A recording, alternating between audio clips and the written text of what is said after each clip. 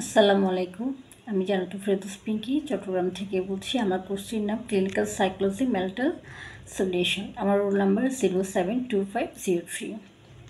যারা পবিত্র শাহ স্যার আমাদের কোর্সটি সম্পূর্ণ সুন্দর করে সম্পূর্ণভাবে পরিচালনা করেন। প্রত্যেকটা বিষয় আমাদেরকে ধরে ধরে উনি আমাদেরকে বুঝিয়ে বলেন। আজকে আমি আপনাদের সাথে আত্মহত্যা নিয়ে কথা বলবো। আত্মহত্যা একটি মানসিক রোগ।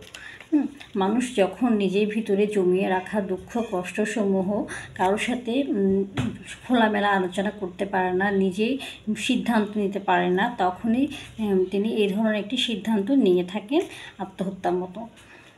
আত্মহত্যা একটি সুন্দর জীবনের অকাল অপমৃত্যু। আত্মহত্যার বিভিন্ন ধরনের কারণ আছে, তার মধ্যে হচ্ছে অ্যাংজাইটি, ডিপ্রেশন, ট্রমা।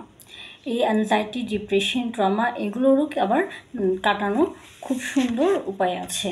আত্মহত্যা প্রতিরোধ করার জন্য আমরা মা বাবা, আত্মীয় স্বজন, বন্ধু বান্ধব সকলের সাথে খুব ভালো একটা সম্পর্ক রেখে, যোগাযোগ রেখে তা প্রতিরোধ করতে পারি। ধর্মীয় অনুশাসনের মাধ্যমে আমরা নিজেকে ধর্মীয় কাজে ব্যস্ত রেখে আত্মহত্যা থেকে আমরা প্রতিরোধ থাকতে পারি।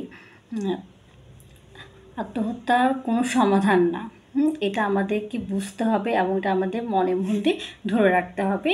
সেভাবে আমরা আত্মহত্যাটা প্রতিরোধ করতে পারি। মাইন্ডফুলনেস হচ্ছে একটি উদ্দেশ্য নিয়ে কোনো রকম বিচার বিবেচনা বিশ্লেষণ না করে বর্তমান মুহূর্তটাকে সজাগ থাকাই হচ্ছে মাইন্ডফুলনেস। সুষম খাদ্যের তালিকার মধ্যে ওমেগা